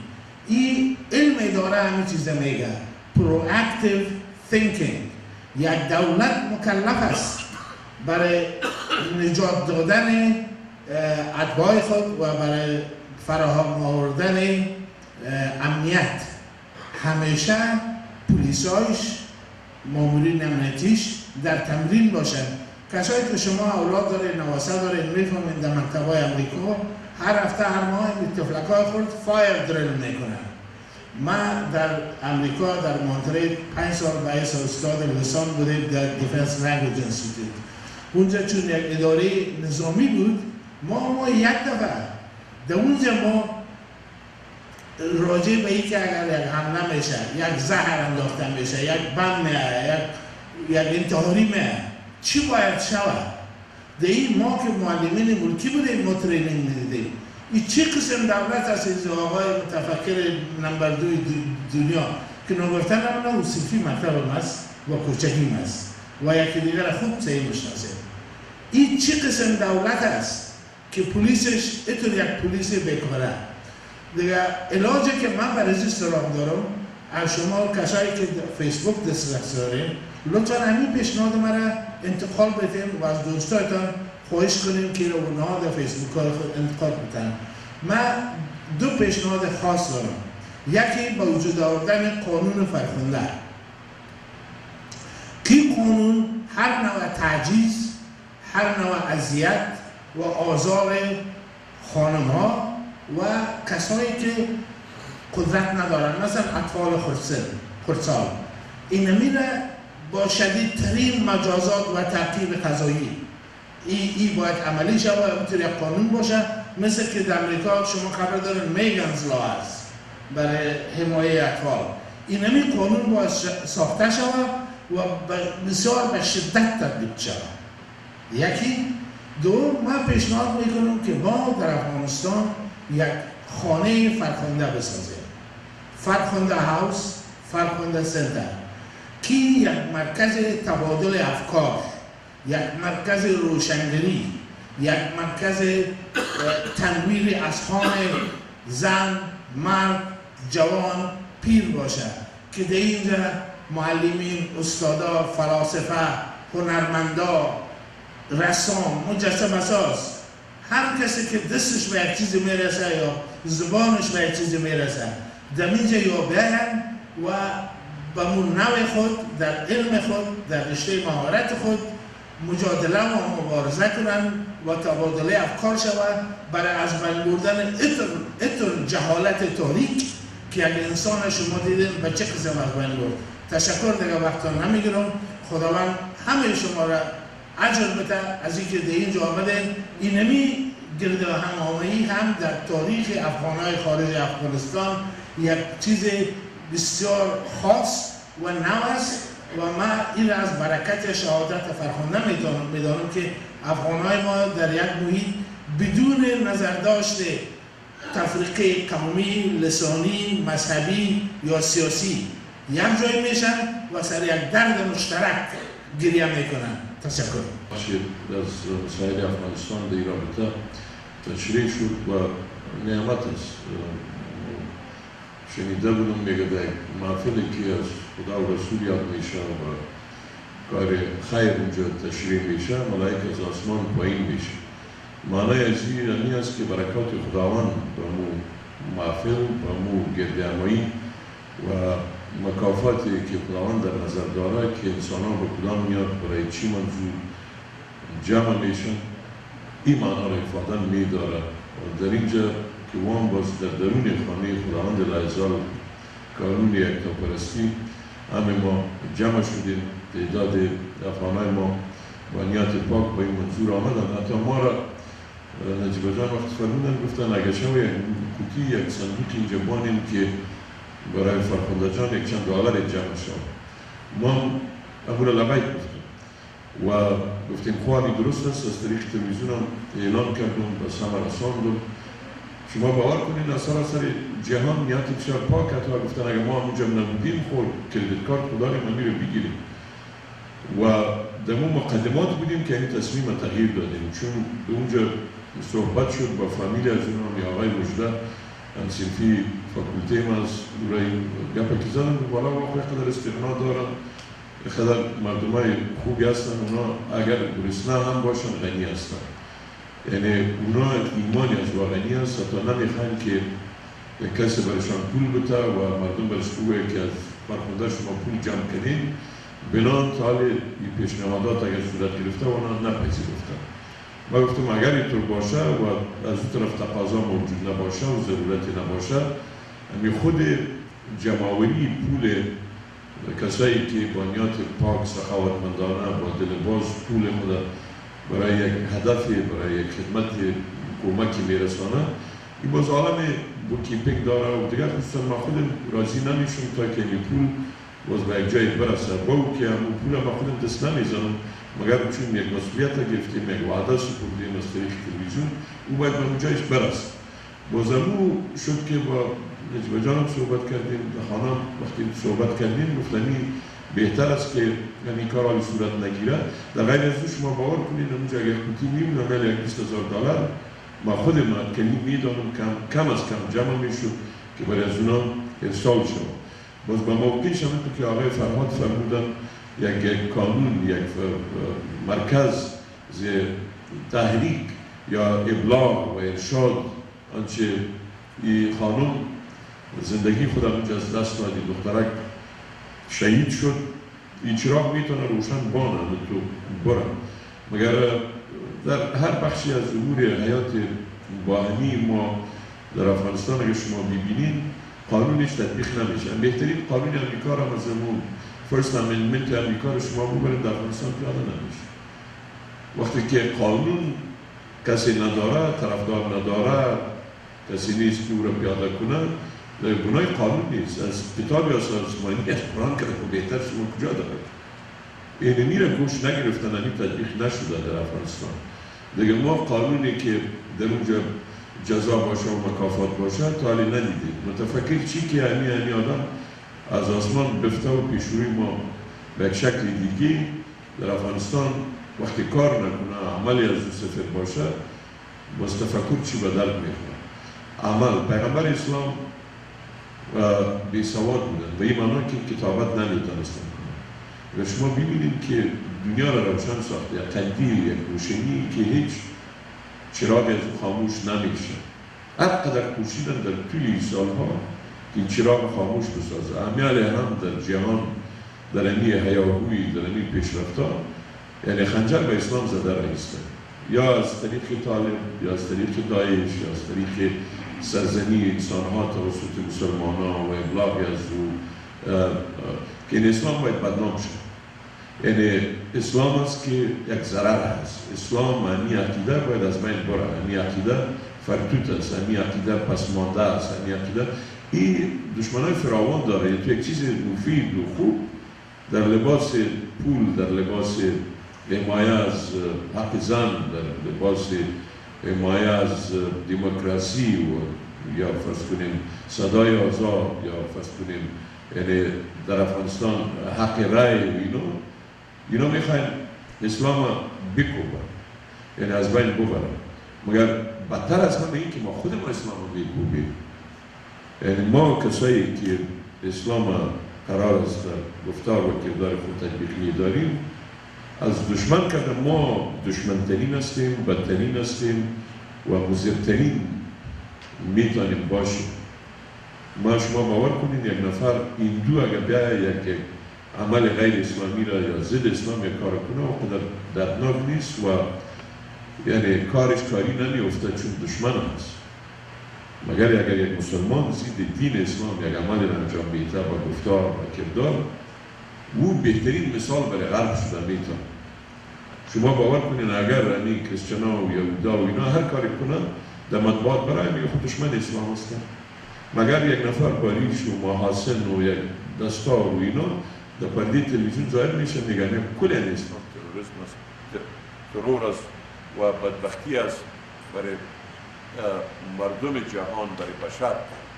بنابراین ما به این فکر هستم در این تجمعی که ما جمع شدیم و میخوایم از اسلام دفاع کنیم، حقایق بیان بداریم و عرض بداریم.